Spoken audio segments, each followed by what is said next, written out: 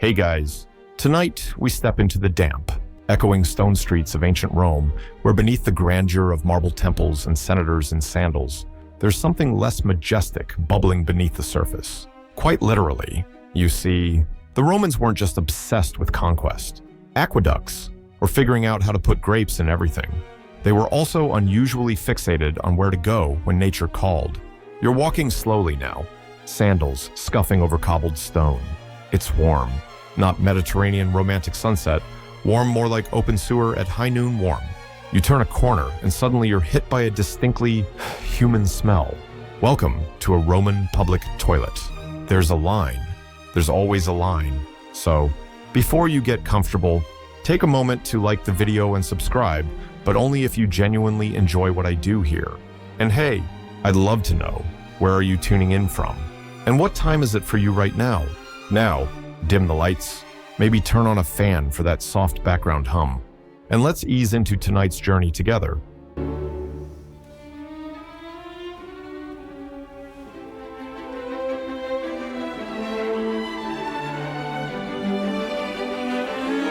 You find a seat on a low, cool slab of stone, the kind with suspiciously smooth holes carved at regular intervals. No dividers, no doors, just you, 10 other strangers, and the bubbling soundtrack of a drainage channel running beneath your feet. This, somehow, is normal. You'd be surprised how many of these multi-seater restrooms dotted the Roman world. They're not hidden away in alleys, they're in town centers, bathhouses, marketplaces. They're loud, bustling, and usually full. Archaeologists have found ruins of these latrines in places as far apart as Pompeii, Ostia, and even Roman Britain, which means someone was pooping communally in a tunic while it rained in modern-day England. That's commitment. You look up. On the wall in front of you is a bit of graffiti. Not rude. Not even particularly funny. Just a doodle of someone waving hello from a toilet seat. There's even a Latin caption, something like, "Hic sedet Felix." Here sits Felix. You're not sure if Felix was proud or just wanted to leave a legacy. Historians still argue whether these toilet graffiti were everyday jokes, advertisements, or subtle jabs at rival shopkeepers. But one thing is clear. The toilet wasn't some shadowy necessity. It was public, social, and yes, just a little performative. You hear someone chuckle next to you. The man on your right is in a tunic and clearly very relaxed. He strikes up a conversation about olive prices. He doesn't even break eye contact. You weren't expecting to make small talk here. But then again, you're not the only one surprised by ancient Roman bathroom culture. Ancient sources mention latrines as lively places to gossip, debate politics, or catch up on neighborhood drama. It was where you learned someone's cousin got promoted in the military, or that Claudia's fig tart recipe was stolen again. If you were shy, well, too bad. There's no solo time here. And believe it or not, this wasn't just for the poor. There are documented cases of senators, generals, and scholars using the same public toilets as regular citizens. The Emperor Vespasian, in fact, famously taxed urine collection, not toilets, just the urine. He saw a booming business in the collection of liquid waste, used for everything from tanning leather to cleaning clothes. There's even a phrase, pecunia non olet, money doesn't stink. Vespasian's son complained about the nastiness of profiting from urine taxes, and the emperor allegedly held a coin to his nose and asked, "Does it smell?" Case closed. Speaking of smell, you're starting to notice it now. Not foul, exactly, but pungent, herbal. Even, someone must have tossed in a handful of rosemary or bay leaves. The Romans loved masking odors, but their solutions were experimental. But we'll get to that. Right now, you glance around and spot a small trench running under the row of stone seats. Water trickles through it lazily. This was part of the magic. Roman engineers designed toilets with running water beneath the seats to carry waste away.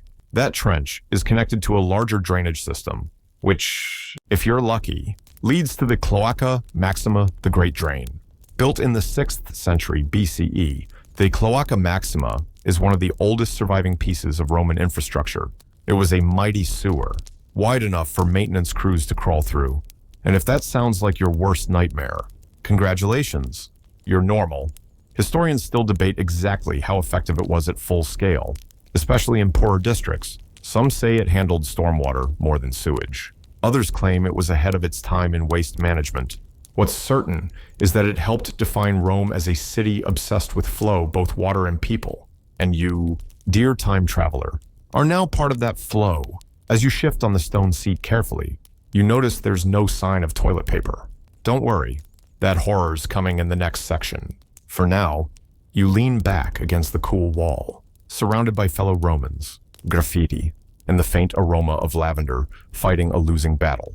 It's oddly communal, surprisingly soothing. You may not survive long here. Between the questionable sanitation and the casual disregard for privacy, you're already missing your modern plumbing. But for now, in this curious corner of ancient civilization, you're just one more Roman, waiting your turn. You're still sitting there, awkwardly perched on a cold slab of communal dignity, when the man next to you casually reaches beneath the seat. His hand emerges with a stick. On the end of that stick, a sponge. You blink. No, you're not hallucinating. That's the tersorium, a humble, slightly horrifying solution to a problem as old as humanity itself. You're now face to face with one of the most debated hygiene practices in Roman history. A wooden stick, a sea sponge, shared, communal, reused. He rinses it in a shallow water trough running in front of the toilet seats, gives it a few swirls like he's mixing tea, and gets on with things.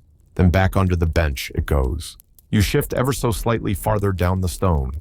Historians still argue whether these sponges were cleaned with vinegar, salt water, or maybe just hope. Some sources suggest people carried their own sponges around BYO tersorium style, but public ones were definitely available.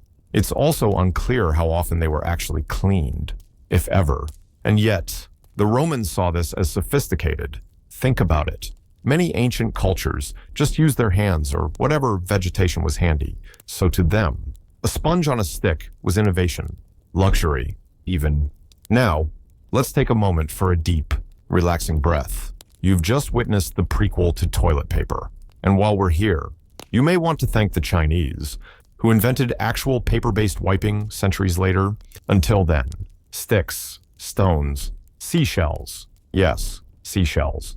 But the Romans stuck with the sponge literally and figuratively. You step outside the latrine for some air, probably your best decision today, and stroll toward a bathhouse. Along the way, you pass a cart vendor selling fried dormice and honey cakes. You politely decline. As you approach the entrance to the baths, you can't help but wonder, how did anyone survive Roman public health? Between shared sponges, questionable water supplies, and the crowding, shouldn't everyone have just dropped dead? Surprisingly, they didn't. Roman society had its fair share of plagues. Yes, but the infrastructure they built, latrines, aqueducts, sewer systems, was ahead of its time. It's easy to laugh at the sponge stick, and honestly, please do. But the system around it was remarkably advanced. Now, back to the baths. You duck inside, greeted by warm air and the mingling scents of olive oil and damp limestone. Here, too, you find latrines not hidden, but connected to the bath complex. Toilets were essential to the bathing ritual. Step 1, empty the bowels.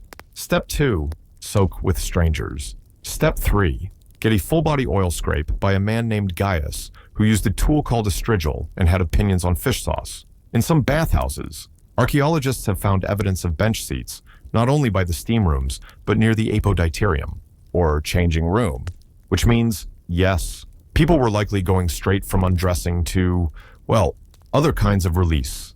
Let's pause to admire the resilience of ancient noses. The sponge stick wasn't the only oddity. Excavations in Herculaneum and Ostia have turned up toilets inside what we'd call kitchens, not near kitchens. In them, one preserved home even had a toilet seat built directly over a kitchen drain. You stir the soup, you mind the stew, you multitask. Historians still debate whether these indoor toilets were used regularly, or were just architectural accidents. Maybe they were emergency conveniences. Maybe they were just confident. Speaking of confidence, you pass another public latrine, this one with a more elaborate facade.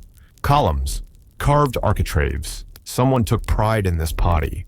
You peek inside and find marble seats, polished, chilled. You imagine a Roman elite sitting there, toga hitched up, discussing philosophy. That's the thing, Romans didn't view excretion as shameful. It was simply part of life. Writers like Seneca and Pliny the Elder Mention bowel movements the way we mention the weather. There are surviving inscriptions of poems about flatulence. Even Emperor Hadrian is rumored to have joked about a fellow senator's digestive schedule.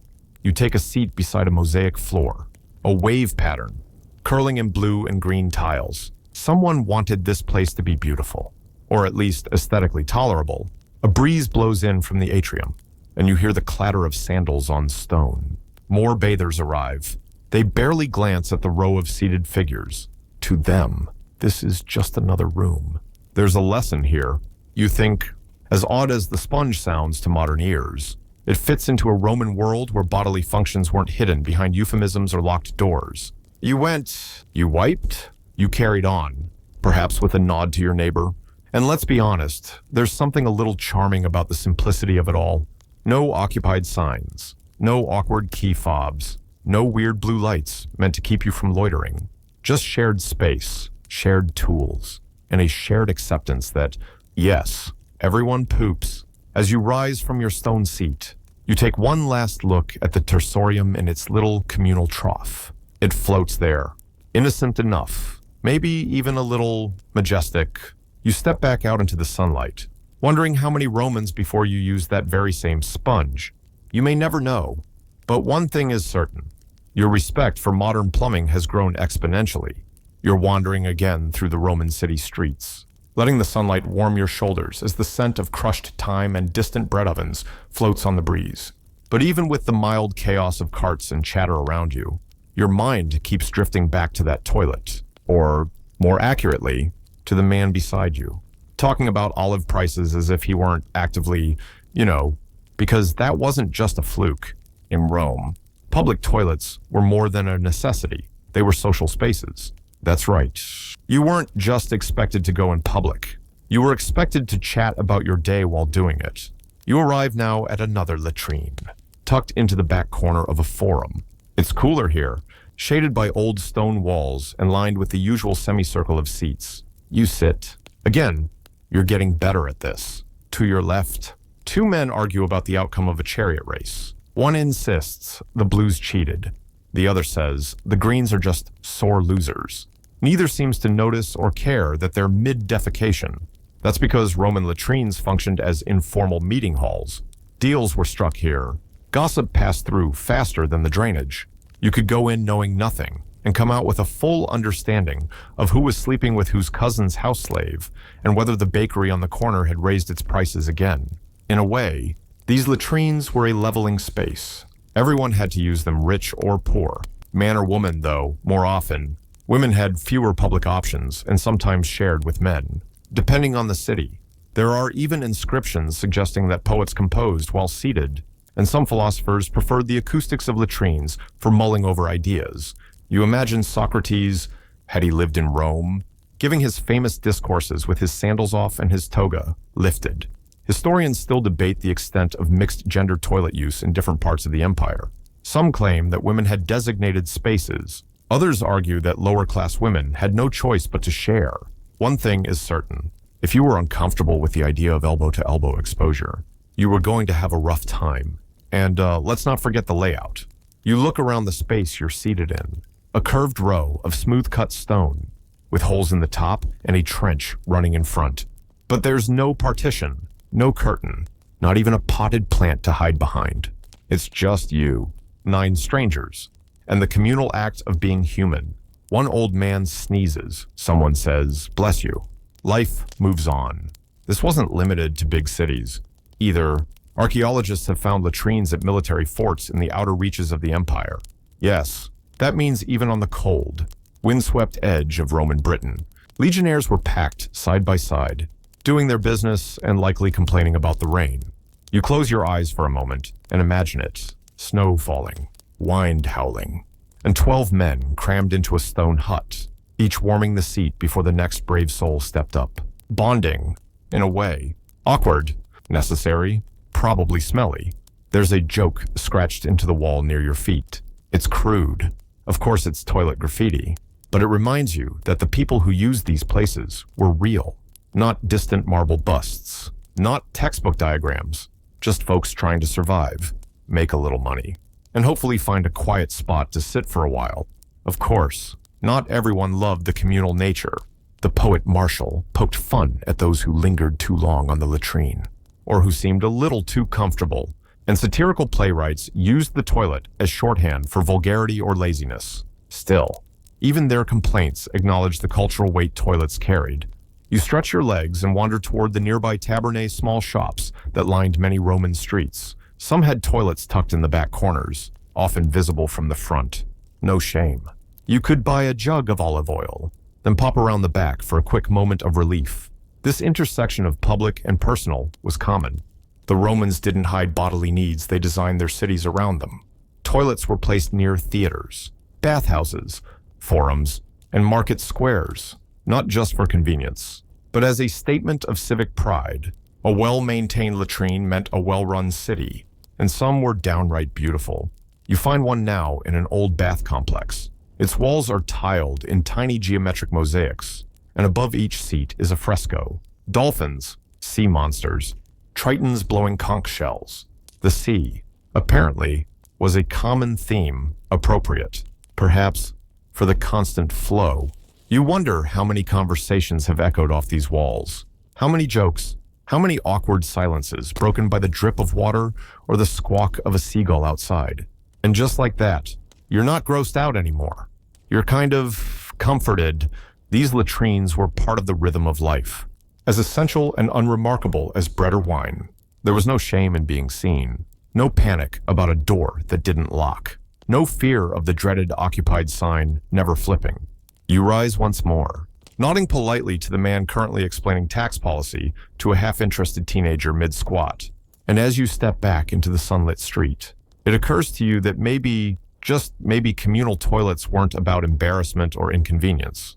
Maybe they were about reminding people that, at the end of the day, we all sit on the same stone. You keep walking, sandals brushing over centuries-worn flagstones, and you realize you haven't gone more than a few blocks without passing another latrine. It's starting to feel like Rome was less a city and more one massive bathroom with some architecture tossed in for flavor. But that wasn't just over-planning, it was by design. The Romans had an almost obsessive commitment to plumbing and public sanitation. And at the heart of it all was one of the most unsung heroes of history. The cloaca. No, really, that's what they called it. The Cloaca Maxima, or Great Sewer, was more than just a catchy name. It was a marvel and enormous, vaulted tunnel that snaked beneath the city, swallowing up waste, rainwater, and anything else that happened to fall through Rome's many drains and toilets.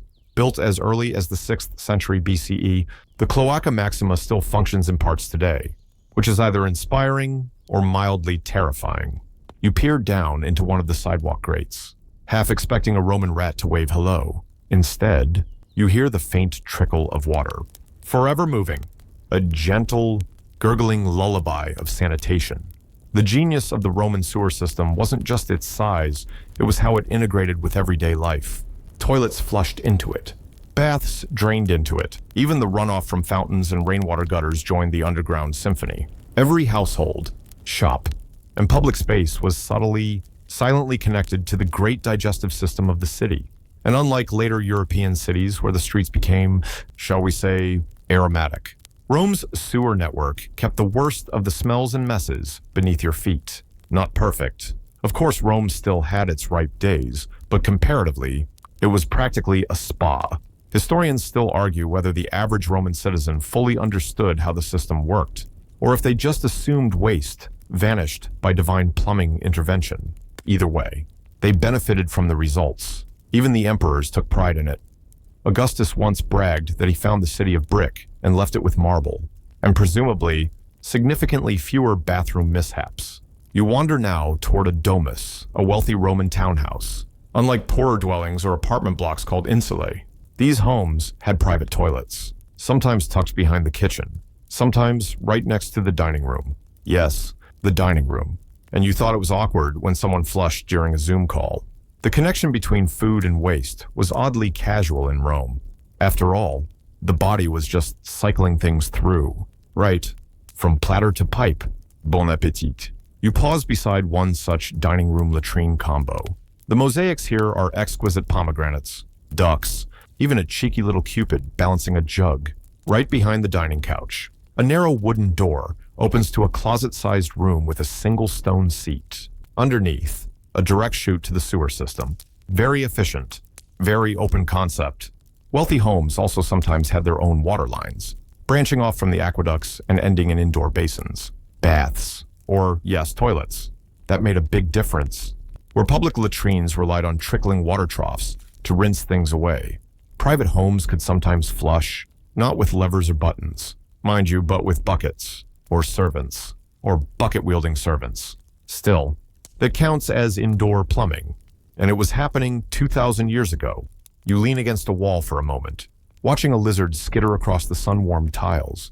The city hums softly in the distance, vendors shouting, horses clopping, someone playing a flute badly. Beneath it all, the Cloaca Maxima murmurs on patient and invisible. Rome's fixation on flow didn't stop at the city gates. In outposts from Gaul to Judea, wherever the Romans went, toilets followed.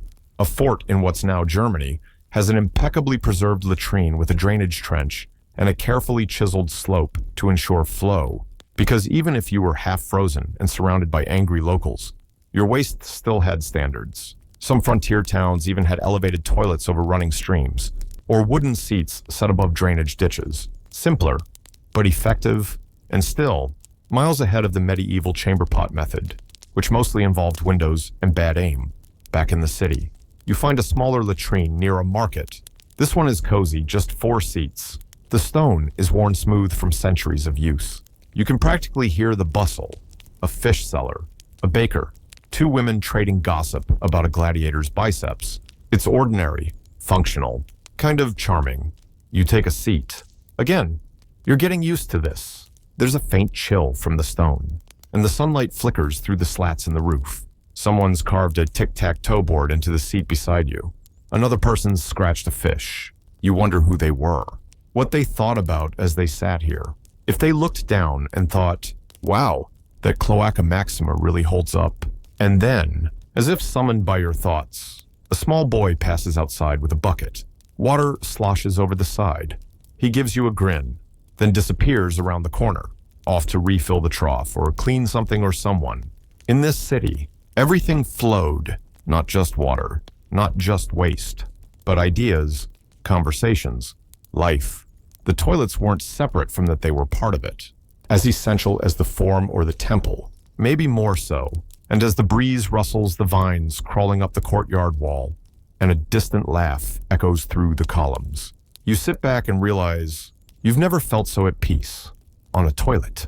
You rise slowly, stretching your legs as the late afternoon sun warms the pavement. The stones of the street radiate a gentle heat, and everything feels just a little slower now. Rome isn't rushing. Rome is digesting. You follow the scent of herbs and roasting meat to a bustling thermopolium, one of the empire's fast food joints. A hot counter, rows of steaming earthenware pots, and a cook with oil stains on his tunic. But you're not here to eat. Not yet. You're here because, as odd as it sounds, even eateries like this had a relationship with toilets. Behind many of these food stalls was a modest lavatory, often shared between staff and the occasional bold patron. Given how many of these establishments relied on reused amphorae and recycled water, you suspect they didn't want too many people poking around the plumbing? But what really draws your attention is the clever engineering. You walk around to the back alley and find the narrow chute where wastewater flowed directly into the same system that took away everything else. Leftover stew, wine dregs, kitchen scraps, all part of the same digestive empire. It's here you notice a curious sound, whispers, low and urgent, coming from a grate in the ground. You crouch, peering down into darkness, just shadows and water. Turns out, the Romans had a problem. Public sewers weren't just convenient for water. They were also super convenient for sneaky people.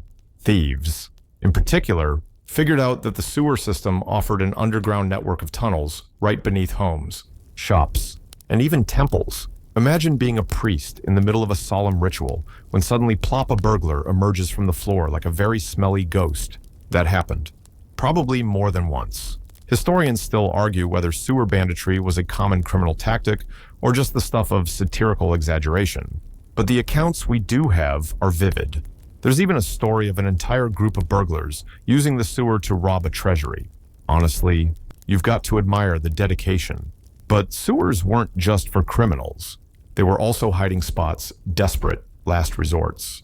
There are stories of enslaved people escaping through the dark tunnels, hiding for days until they could slip away. The Romans feared the sewers for good reason. They were unpredictable, dark, filled with who knows what, and occasionally haunted. Yes, haunted.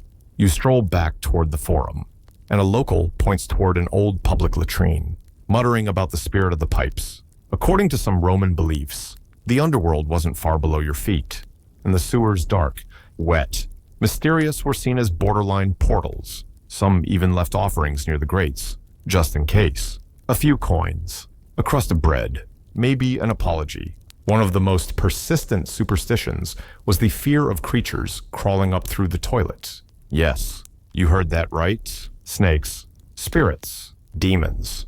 There's even a tale of a man being bitten mid-business by something that shouldn't have been down there, which brings you to one of the cleverest and most hilarious toilet accessories in Roman history, the butt scorcher. Technically, it was a brazier, a small coal fire placed near the toilet, sometimes underneath. It helped warm the seat on cold mornings, but it also may have been intended to ward off creatures, or smells, or ghosts. Honestly, it did a bit of everything. You step into another latrine now, this one much older, near the edge of the Palatine Hill. It's cracked and weathered, overgrown with ivy, and barely standing. Yet, you can still see the groove where water once ran, and the faint scorch marks where someone once kept a tiny fire smoldering, just to make their morning routine a little cozier, and maybe a little less haunted. There's an odd comfort in knowing the Romans had the same basic fears you do. Not just death or taxes, but the primal terror of something surprising you while you're at your most vulnerable. But the Romans didn't just fear the unknown, they ritualized it. Some toilets had small statues nearby, household gods, little deities of the hearth and home, placed near waste sites to keep everything spiritually clean. One of them, the delightfully named Sterculius, was literally a god of manure. You can't make this up. Sterculius derived from stercus, meaning dung, was part of a complex belief system that acknowledged even the nastiest parts of life. They didn't shy away. They deified it, honored it, put a little hat on it, and gave it a name. You pass a small shrine now, barely a few stones and a soot-darkened niche, but inside sits a weathered figurine, a protective spirit, probably one who made sure your visit to the toilet didn't end in demon bites or sewer snakes or ghostly whispers. And somehow, all of this makes you feel safe. Sure, the Romans had their quirks, sitting elbow to elbow with strangers, sharing a communal sponge, listening to echoes of crime and myth beneath their feet, but they also had a sense of order, a system, rules, rituals, even in the most intimate moments. They found structure and a little humor. So you lean back against the cool stone of a half-crumbled wall, the sun dipping low behind the forum's columns, and you think about everything that flows: water, waste, time, all of it carried forward. One channel, one pipe, one seat at a time. And in the stillness of twilight, with the murmur of ancient drains below, you start to feel it, a kind of quiet reverence for toilets. You stay seated a moment longer, then rise with a slow exhale. Your sandals brush against crushed laurel leaves scattered on the ground, someone's offering, or maybe just lunch debris. The air smells faintly of fennel and damp limestone. Rome, in its evening glow, seems calmer now. The heat is fading, and the city starts to hum with a softer rhythm. You walk east, toward the Subura district, a dense, noisy tangle of tenements, taverns, and street vendors. This was the Rome of the working class. Crowded, chaotic, always on the edge of catching fire. Literally, they had regular building collapses and infernos. Very cheerful. But even here, where people lived on upper floors without access to private toilets, the Roman obsession with sanitation somehow endured. Enter the chamber pot, that unglamorous yet essential Roman roommate.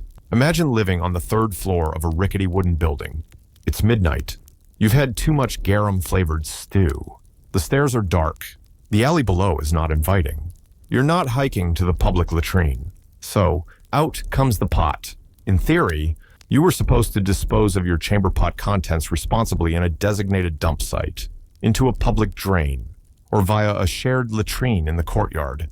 In practice, well, gravity often helped. You glance up at the upper windows of the tenements lining this street. Some have shutters open, flower pots precariously perched, others suspiciously empty. There were laws. Of course, Roman officials passed rules forbidding people from tossing waste out of windows without warning passersby first. Yes, without warning. Apparently, yelling "look out below" before dumping your night water was considered neighborly. Historians still argue whether these laws were widely enforced or just wishful thinking by senators who never set foot in Subura after dark. But graffiti found in poorer districts suggests the locals had opinions and that some people didn't always give a proper warning. You sidestep a shallow gutter, one of the narrow channels that lined almost every Roman street. Rainwater, dishwater, and the occasional unmentionable item trickled here, all destined for the city's vast drainage network. The smell, better than you'd expect.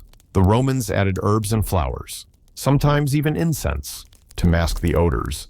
Street cleaners called capones swept the streets each morning, shoveling refuse and clearing blockages, a thankless job with a crucial outcome. Your path takes you past a bathhouse, still buzzing with end-of-day activity. The baths of Titus, or at least the smaller neighborhood version. Palnum. Here, too, sanitation and toilets were carefully planned. Next to the changing rooms, tucked behind a row of marble columns, is a latrine. Simple stone seats, clean troughs, a subtle scent of rosemary oil from the adjoining steam room. You duck inside. It's warm, humid. You hear laughter, splashing, the hiss of water over hot stones. A man hums a tune while washing his armpits. Someone else is telling a joke that you only half catch something about a centurion and an amphora. In the corner, the sponge stick makes its return, perched in a jug of vinegar water. If you listen closely, you swear it's judging you. But what strikes you isn't the oddity, it's the normalcy. In Rome, toilets weren't hidden or whispered about. They were integrated, public, social, part of daily life, as essential as a cup of wine or a loaf of bread. And not just for men. Women, too, used these spaces. Evidence from inscriptions and layouts suggests many latrines were unisex. In some places, wealthier women had access to private facilities, especially in villas or elite bathhouses. But for the average Roman woman in a bustling district like Subura, it was the same stone seat as everyone else. You exit the bathhouse and wander toward a shaded courtyard. A group of children is playing nuts, a kind of Roman marbles, using actual walnuts. Their mothers gossip nearby, perched on steps, baskets in hand. You overhear one mention a neighbor who slipped in the gutter again. Laughter follows, even in these crowded, noisy quarters. Life had patterns. You needed food, you needed water, and you needed to go. And Rome, for all its chaos, made room for that. Quiet corners, gutter systems, chamber pots, latrines tucked behind kitchens or next to bakeries. Even the gods seemed to understand. The goddess Cloacina, yes. Another sanitation deity was honored near the forum. Her shrine, the Sacrum Cloacina, stood beside a sewer outlet, a modest monument with fragrant herbs growing nearby. She was the guardian of the Cloaca Maxima and, by extension, the unspeakable. A protector of flow. You stop there now, at the spot where her shrine once stood. There's nothing left but a faint outline in the pavement and a plaque. But you imagine her spirit lingering, watching over the city's excretory harmony. Perhaps Cloacina whispered in the ears of engineers when they designed another branch of sewer tunnels. Perhaps she guided the hand of a street cleaner sweeping away a late-night mess. Perhaps she simply smiled whenever someone remembered to give fair warning before emptying a pot out the window. There's something strangely soothing in knowing that even in ancient Rome, where so much was unpredictable fires, invasions, awkward toga malfunctions, there was still a system, a toilet, a goddess, a sponge. You walk on, trailing your fingers along the cool stone of a building wall, feeling the faint vibration of water moving beneath the city. A gentle, eternal flush. You turn a corner and find yourself facing the Tiber River. The water sluggish and dark under the evening sky. The air smells faintly of algae and something metallic. Maybe a touch of fish. Maybe just the scent of time. Rome's great sewer system, the Cloaca Maxima, empties right into this river, and has done so for over 2,000 years. It's not pretty, it's not poetic, but it's real. And for the Romans, it was revolutionary. This ancient super sewer started as an open-air canal meant to drain swampy land between the hills. But over time, it evolved into a vast underground network that swallowed rainwater, gray water, and the less polite kind of water. You crouch near the embankment where one of the original outlets still trickles into the Tiber. The stone is moss-covered, the arch low and dark, a steady, peaceful gurgle. This was the pride of Rome, proof that they could tame nature itself. Other cities had toilets. Rome had infrastructure. The Cloaca Maxima wasn't just about waste. It was about control, about showing the gods, the river, and your rivals that Rome didn't just live with nature, it managed it. As you watch the water drift past, you notice a tiny boat tied to a post. A fisherman nearby waves you over.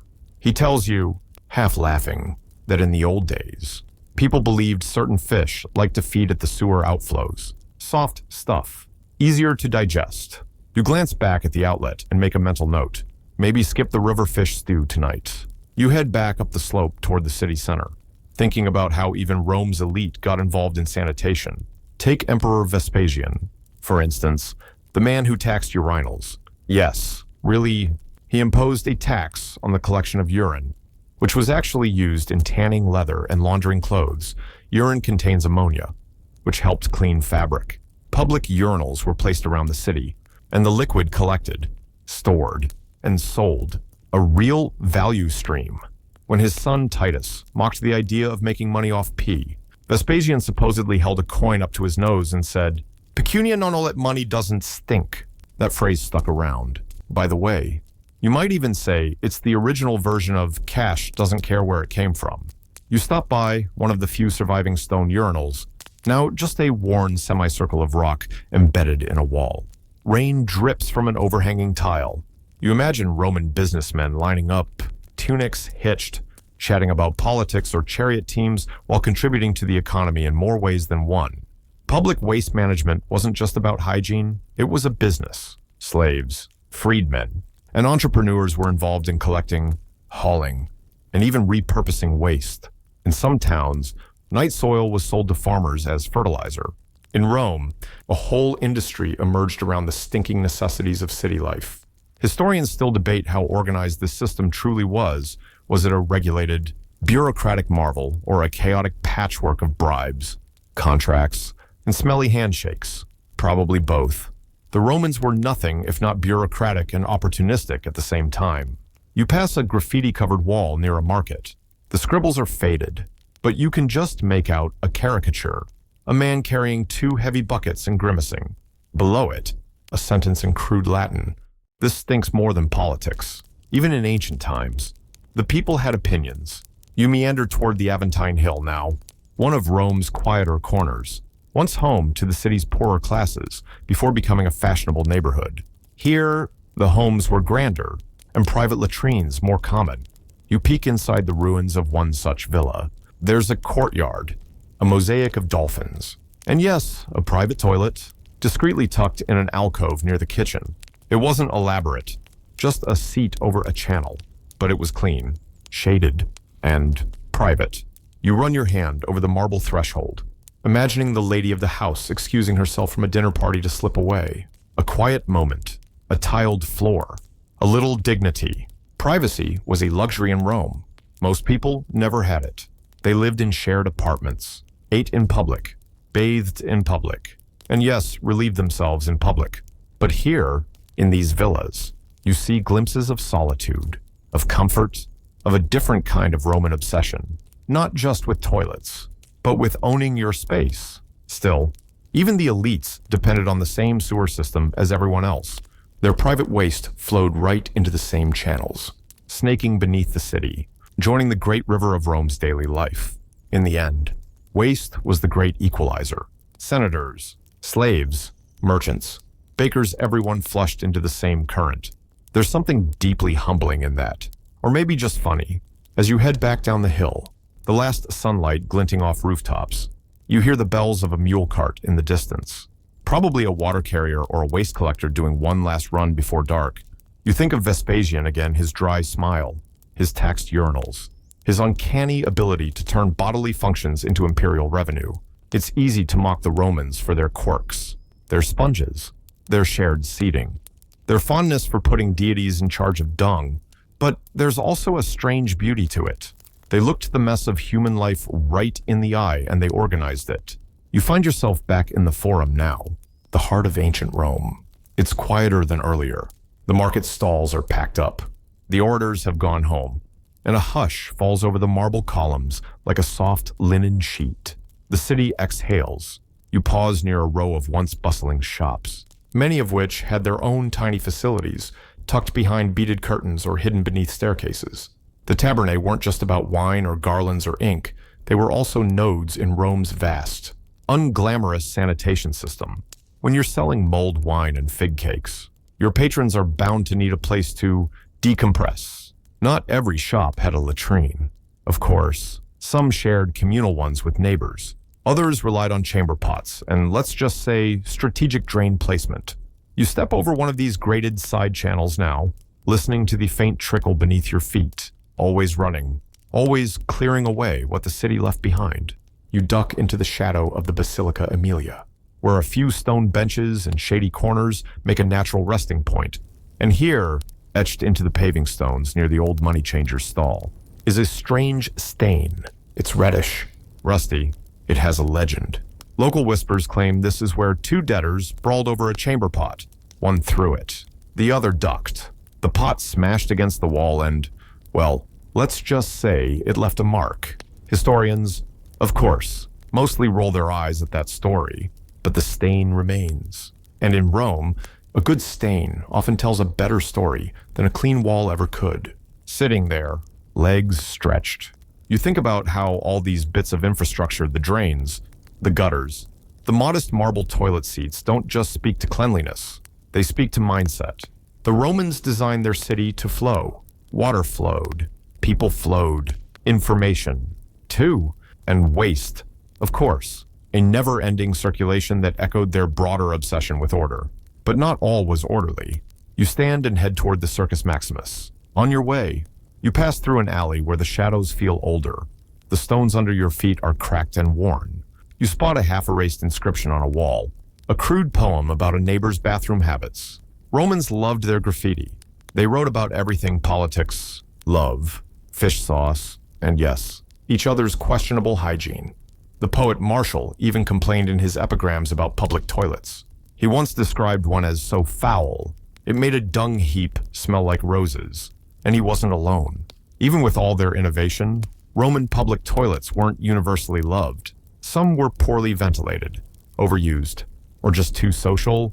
It's hard to enjoy a quiet moment when the guy next to you is loudly reciting his legal defense strategy. You arrive at the massive empty shell of the Circus Maximus, Rome's largest stadium. It once held over 150, 0-0 spectators cheering on chariot races, clutching their wine jugs and stuffed dormice. And beneath the seating, a complex series of channels for draining not just rainwater, but the runoff of all that gathered. Humanity-spilled drinks, apple cores, broken sandals, and, yes, the occasional accident. Imagine the pressure on the engineers. Make it seat a sixth of the city. Oh, and make sure it doesn't smell like a chamber pot after halftime.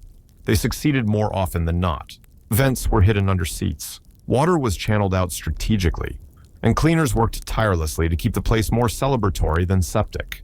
Not an easy gig when someone has eaten 3 fig cakes too many. And beneath it all, again, the network, tunnels, drains, little clay pipes leading out toward the river, quiet arteries pumping away the leftovers of celebration.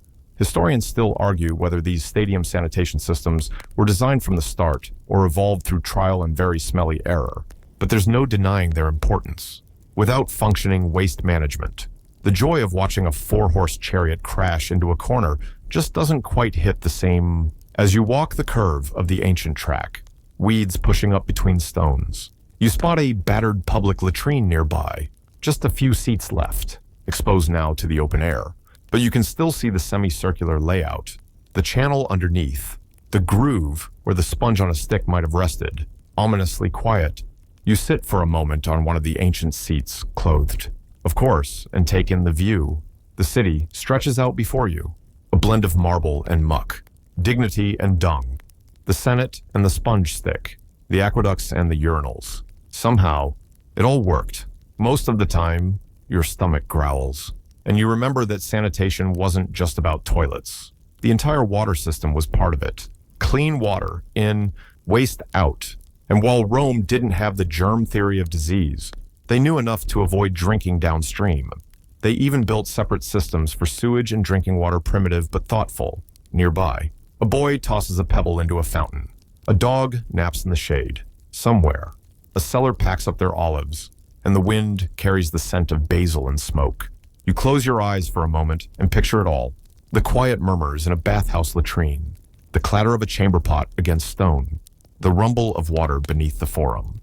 It's oddly comforting, isn't it, to know that even the mightiest civilization in history had to ask, every single day, where does it all go? And they answered, not with shame, but with architecture. You stroll now toward the edge of the Subura, one of ancient Rome's liveliest, grimiest, and most densely packed neighborhoods. If the Palatine Hill was the crisp linen of Rome, the Subura was its wrinkled tunic worn, lived in, and not washed nearly as often as you'd like. The streets here are narrower, winding between multi-story insulae, the Roman equivalent of apartment buildings, brick and wood, jumbled together like they're all clinging to each other for support. Laundry flutters overhead. You step carefully around puddles that you're fairly certain aren't just water. Here, the daily realities of Roman life spill out into the open. Hawkers shout, children chase one another, and someone is definitely overcooking lentils. And everywhere are little drain grates, worn gutter paths, buckets perched beneath windowsills, just in case. In the Subure, toilet access was more about proximity than comfort. If you lived on the 6th floor, you weren't trekking down rickety stairs in the middle of the night just to reach a street latrine. You used a chamber pot, then. Maybe you emptied it later. Maybe, if not, well, that's what those infamous cries of "Gardes low" evolved from centuries later. In ancient Rome, there was no such courtesy shout. You simply hoped for good reflexes. You duck into one of the few surviving ground floor communal latrines tucked beneath a long-gone tavern. It's dark inside, damp and echoing.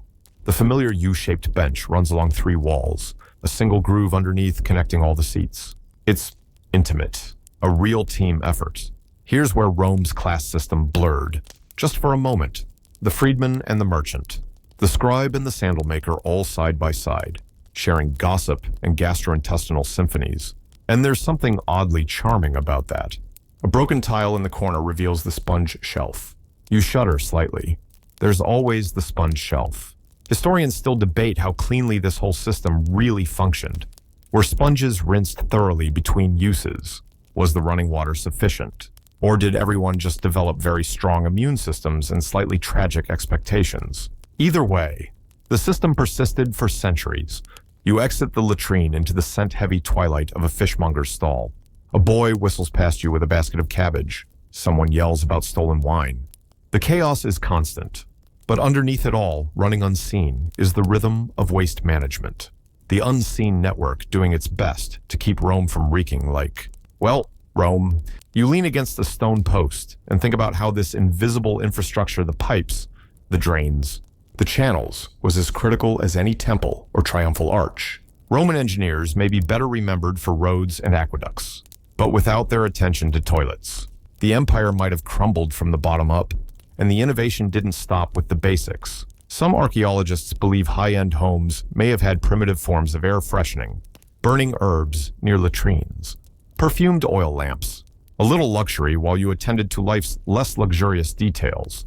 You wander now toward the baths of Caracalla, one of the largest bath complexes ever constructed, more palace than pool house. Inside, beyond the soaring columns and echoing domes, are the latrines. Yes, even here, in a structure dripping with imperial pomp, you'll find the same familiar arrangement. A row of polished seats, a water channel beneath, sponges at the ready. You sit just to rest your feet, of course, and listen to the ambient sounds your imagination provides. Soft murmurs, the trickle of fountains, the splash of a bath somewhere deeper inside. Here, waste wasn't hidden. It was managed, seen as a normal function of life, maybe even a communal moment. You can almost hear the bathers arguing over which wine to serve at Saturnalia or who had the worst luck at dice that week. Rome didn't sanitize its humanity, it streamlined it. And let's not forget the architects and planners who made this all possible. Men like Vitruvius, who insisted buildings be ventilated properly and constructed with waste disposal in mind. His writings influenced not just Roman sanitation, but centuries of engineers and city builders long after the empire fell. You step into the cool twilight, the bath's shadow falling long behind you. The streets are quieter now. The city is beginning to settle into its nighttime rhythm. Lower voices, slower steps, fewer vendors. Even Rome sleeps eventually. But beneath it all, the sewer still flows. Quiet, constant, unfailing. You pass a public fountain with lion-headed spouts. Someone's left a small offering on the edge, a coin, a fig, and oddly, a sprig of mint, maybe a prayer for a clean house or a fresh-smelling neighbor. A little further on, you see a man tipping a chamber pot into a gutter with the precision of someone who's done it 1,000 times. He gives you a nod as if to say, it's a living. And it was. People built careers, entire livelihoods around managing the daily detritus of empire. Slaves carried night soil. Teams maintained the sewers. Workers repaired pipes. Others sold waste to tanners, dyers, farmers. It wasn't glamorous, but it was necessary in a city of over 1 million people. Civilization didn't mean marble columns or philosophy lectures. It meant the toilets worked, and that someone, somewhere, had a plan for what happened after you washed your hands and walked away, or didn't. The stars are coming out now, poking like little gods through the smoky Roman night. You find yourself walking back toward the Tiber, past closed shops and shuttered taverns. The scent of cooked lentils lingers faintly, blending with the sharp tang of damp stone and the occasional whiff of, well, history. You're not alone out here. A few figures move quietly through the shadows, workers heading home. A dog nosing through a basket of discarded bread crusts. A couple arguing softly about the price of lamp oil. Rome never fully sleeps. It just lowers its voice. As you reach a quiet plaza near the Janiculum, you pause beside an old fountain, one of the many that once served as both decoration and necessity.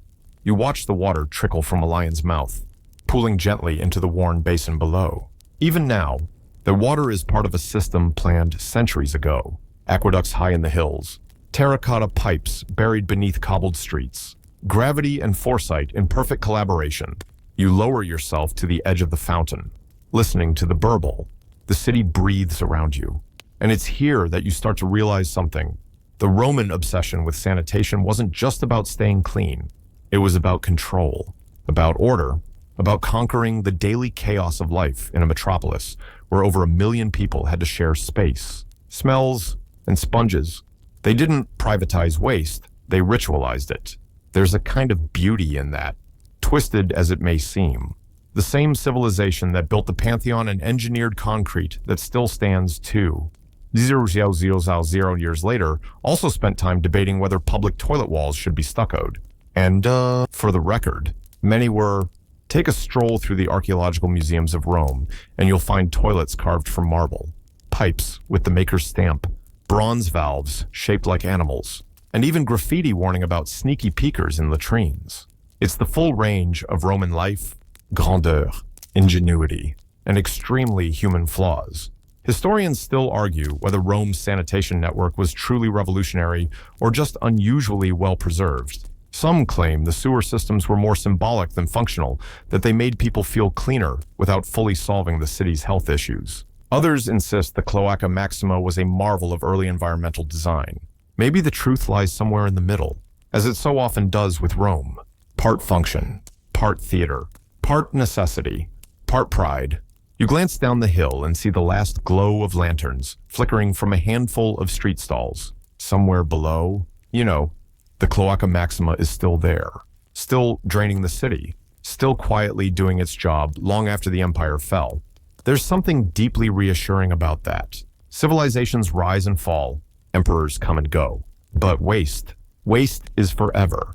And the systems built to handle it tell us almost as much about a people as their poetry or politics ever could. You head back across the forum one last time. It's nearly empty now. The statues look less imposing by moonlight, more like old men dozing off after a long dinner. The Senate building looms to your left, quiet as a church, and somewhere under your feet is a pipe that might have carried water or something else 2,000 years ago. You pause by one final latrine, tucked behind what used to be a bakery. The seats are cracked, the walls crumbling, but it still feels oddly familiar. You sit not to use it, of course, just to think and let your mind wander back through everything you've seen tonight. Marble seats that made strangers into companions, sponge sticks that inspired both disgust and debate, engineers who mapped poop like it was a sacred flow, and emperors who taxed urine like it was olive oil. It's all connected. Toilets, tunnels, fountains, and flow. Rome was obsessed with public sanitation, not because it was glamorous, but because it was necessary. And in solving those unglamorous problems, they built something beautiful, a city that worked.